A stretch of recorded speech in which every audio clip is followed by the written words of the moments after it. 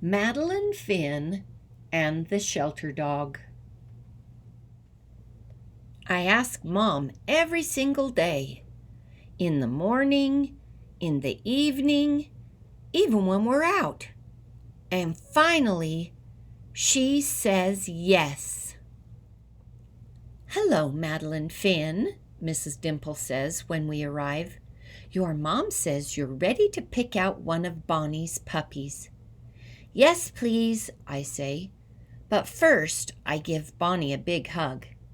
"Hi, Bonnie." I'm so excited, I can't decide which puppy to choose. "I love them all," I tell Mom. "Why don't you see if someone picks you?" Mrs. Dimple asks. So I close my eyes and think of the name I picked for my puppy. "Star," I whisper, and the littlest one crawls right into my lap. "Woof," he says real soft. "It worked," I say. "Is this how you chose Bonnie?" "Not quite," Mrs. Dimple says. "There are lots of ways to find animals. Do you know what a shelter is?" I look at Mom. "A shelter is a place where animals wait for good homes," she says. "Like a hotel?" I ask. "Sort of," Mrs. Dimple says. "Except the animals want homes where they can stay forever. They need forever homes." "How many animals are there?" I ask. "Do they have snakes?" "Oh, it's not a zoo," Mrs. Dimple explains, "but there are lots of dogs and cats. I volunteer at this shelter. Bonnie comes too. Why don't you join us sometime?" "Can we, Mom?" I ask. "We'd love to," Mom says. Before we go, Mrs. Dimple says, "Madeline Finn, you have a new job now, with lots of responsibilities." Then she tells me everything I need to do, like walking Star and feeding him and making sure he has a safe place to sleep. But the most important thing, she says, is love. "I love you, Star," I say when I feed him. "I love you, Star," I say when I read to him. "I love you, Star," I say when I tuck him in. "It's okay, Star," I say when he has an accident on the floor. "I love you." On Saturday, Mrs. Dimple invites us to the shelter. "Thank you for the donations," a lady tells Mrs. Dimple. Then she smiles at me. "My name is Miss Ivy. Would you like to meet some of our animals?" "Yes, please," I say. "Hi," I say to the first dog I see, but he doesn't even wag his tail. The sign on his cage says his name is Mr. Chips. We meet lots of dogs and cats, and even some bunnies and birds.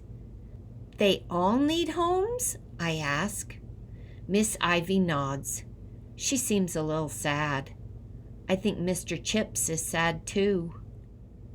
"Mom," I ask when we get home, "do shelter dogs get to play outside?" "Probably not as much as Stars," she says. "Do shelter dogs get to sleep under blankets?" "I'm not sure, honey." "Mrs. Dimple says love was most important," I say. "That's right, dear." "Mom, does anyone tell the shelter dogs they love them?" Mom is quiet. Then she gives me a big hug. "Maybe you can show them." The next day I rummaged through our linen closet. "The sign at the shelter said they need towels," I say. "Can we bring some?" "I bet they would like that," Mom says. Miss Ivy is happy to see us. "Thank you, Madeline Finn," she says. "These will make soft beds for the animals." But when we leave, I notice there weren't enough towels for all the animals, and Mr. Chips still looks sad. Before bed, I practice reading to Star. Then I whisper in his ear, "I love you, Star." "Woof," he says real soft. When Mom tucks us in, I say, "Star loves when I read to him." He sure does, sweetie. Mom? Yes, dear? Does anyone read to the shelter dogs? In the morning, we talk with Mrs. Dimple about my new idea.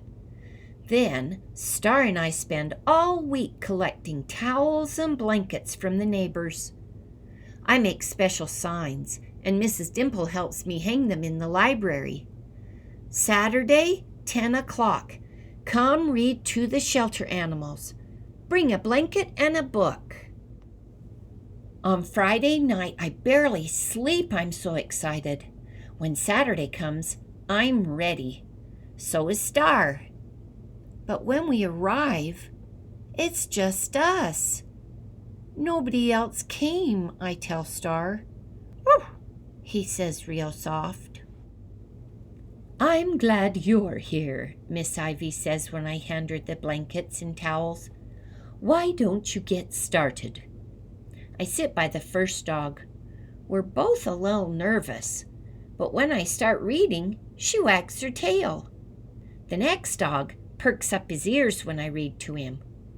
Even the cats around the corner are listening. But after my 5th story, I'm still the only one here.